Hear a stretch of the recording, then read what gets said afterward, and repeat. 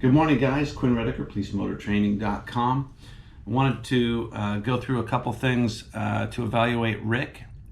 This was a non-timed event back in October. Rick sent me this video to evaluate.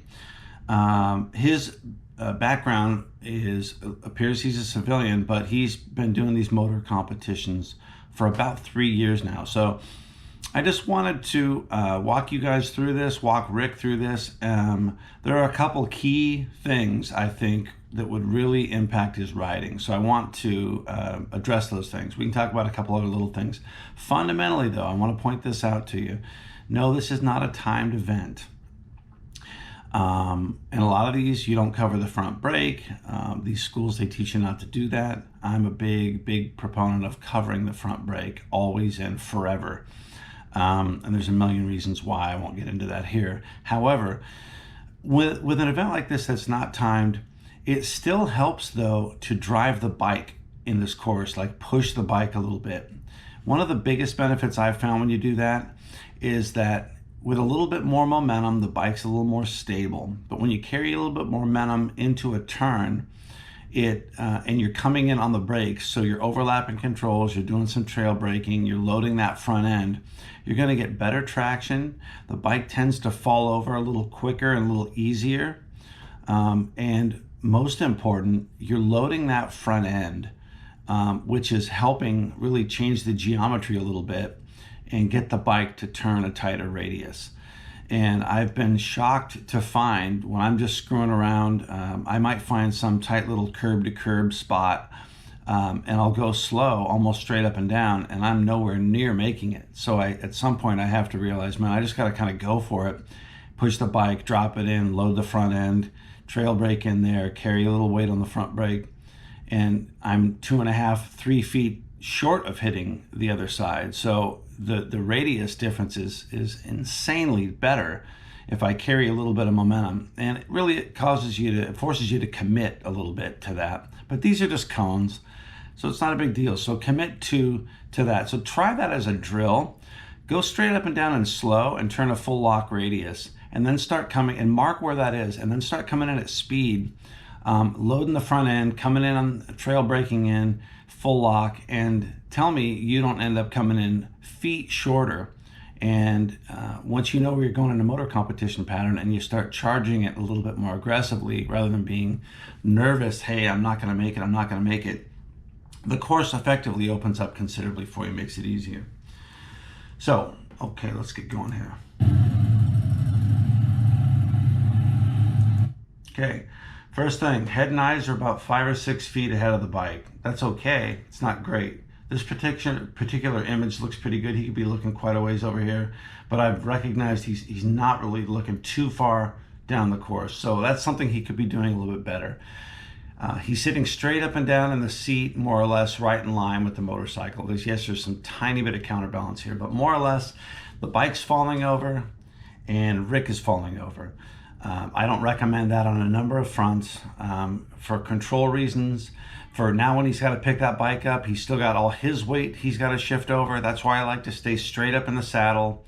If I lose the front end, it's not a problem. If it slides, if it pushes, if the back end comes out, I'm balanced.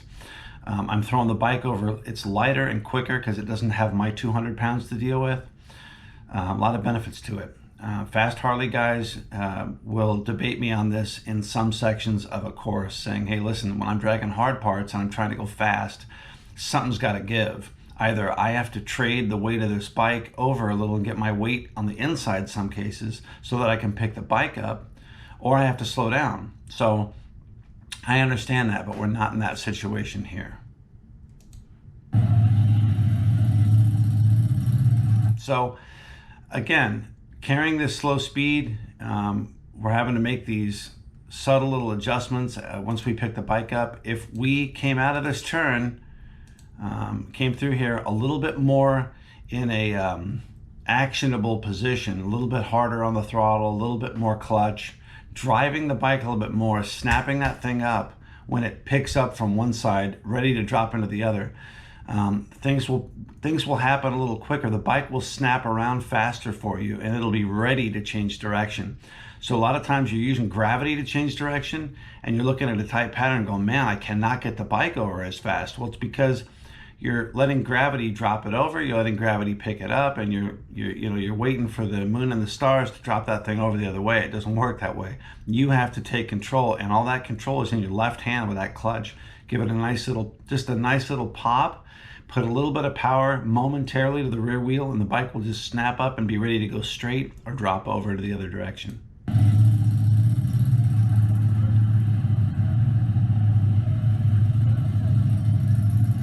A little adjustment on the seat there. Big thing I mentioned, a motor competition is a series of patterns connected together. That's what it is, but you shouldn't think about it that way. Why? Because it tends to find these sort of no man's lands areas like Rick's in right here, where he gets the bike set, he's finished this portion of the course, and now he comes out, makes a little adjustment with the seat, and now he's dropping into this other one. That's not how motor competition should be thought through in your mind. Think about this thing as one continuous pattern that you've memorized and thought through, and you won't have these sort of dead zones where you're making a little micro adjustment, kind of getting your mind right for the next section. It's slow and unnecessary. Again, counterbalancing, he's right in line with the bike, not really countering at all. Head and eyes are okay, could be better. If he got his head and eyes around quicker, further down track, I think he would feel that this pattern was easier and a lot more opportunities to kind of uncork the bike a little bit. Again, making a little adjustment there.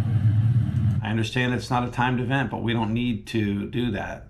That just tells me he's thinking, okay, let me get this section done. Okay, I'm set. Let me get this section done. No, this is all one thing. Memorize this thing, know it in your head, be able to ride this thing in your mind 15, 20 times before you ever even drop into a pattern. If you go to my website, pleasemotortraining.com, all the videos that I have, I also have notes, so you can look at them, print them out. One of the notes on there is practice day. The other one is competition day. So if you look at practice and competition day, you go through the notes, one of the things that I harp on is, why would you ever get into a motor pattern before you've figured out where you're gonna go, you're loose and comfortable, you know where you want that bike to hit? If you're going into these things wondering how the pattern goes, you're probably gonna drop your bike, you're probably gonna hit cones, you're gonna make yourself kind of unnerved on competition day because in your mind, yesterday you kept having trouble with the fifth right-hander or something like that.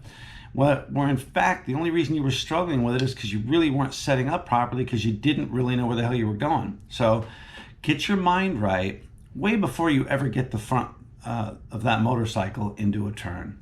All right? Little adjustments there. This isn't a slow ride, man. I know it's not timed, but get that bike up, get it balanced, and move it down track. The more stable it's going to be. Another little adjustment with the seat. So we're breaking this pattern up into a bunch of different events, which they're not. I heard a little bit of scrape there. That's good. But one of the other things we talk about is unsettling this chassis as little as possible. So if we can come in here with a little bit more drive, overlapping the controls, so we're transitioning from braking to accelerating nice and smooth through here.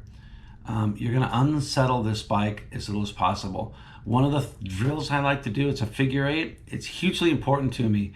If I can transition from braking to accelerating and then back to braking, back to accelerating, on and on and on, and I don't feel where the actual transition took place, that's sort of that nirvana moment that that's where you want to be, where the bike, you don't feel it. It's not unsettled by your transitioning from one job to the next. That's huge. Here we had a little transition that's going to upset this thing. And what's important about upsetting the chassis? You're talking about unloading the tires. And if you're leaned over and you're pushing and you unload that front tire, you're going to lose it. You're going to crash. Or if you're not counterbalanced. If you are counterbalanced, you might lose that front tire and just slide. So.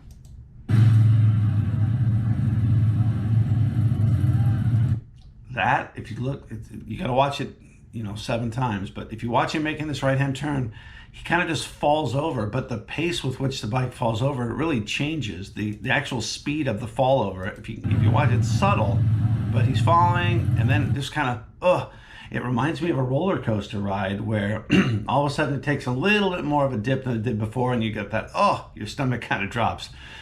The challenge here is he's got to catch it with a clutch or throttle, otherwise he's going to fall over. You don't want to be in that situation. You want to set your clutch and throttle up before you add lean angle to the motorcycle. It's a big thing. Early clutch throttle before you add lean angle. When I teach motor schools, nobody's dropping that bike over until A, they understand how the friction zone works, and B, they've got it engaged and set before they fall over.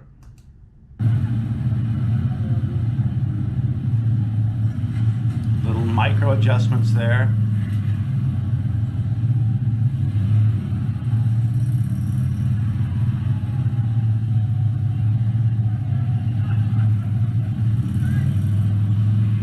So again, you're hearing late throttle clutch here. Why are we hearing late throttle and clutch? So listen to the motor.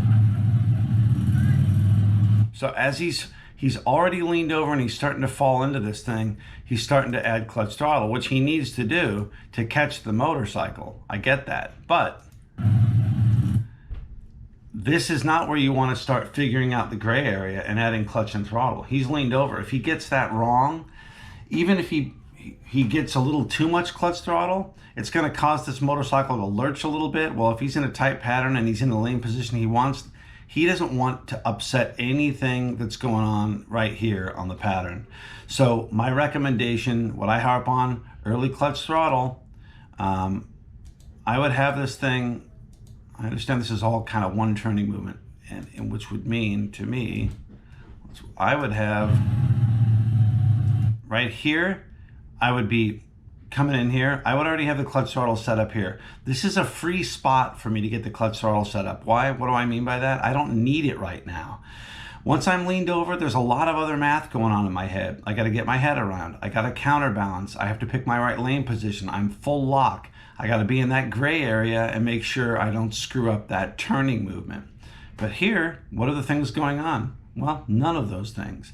All I would say is, generally you're coming into a turning movement at momentum. So this would be a place where you'd be potentially on the brakes. He's not, because we're carrying very little momentum, which is fine. But point being, let's set the clutch throttle up here. And now we're carrying a nice smooth arc all the way through there. But as you listen to his motor, he's kind of coasting, meandering through here. And then as the bike falls over, let's get that clutch throttle going. No, we want it back here. Not back here when we need it. It's just a free space on the course that you can find where you're straight up and down, or you're just slowing down, you haven't added lean angle. Get the clutch throttle set up. That way that drop over is controlled by us much, much better. We're not gonna have that sinking, falling feeling, because that clutch throttle is dictating the pace with which this thing falls over. Much smoother, much easier, and a lot less math to do in your mind.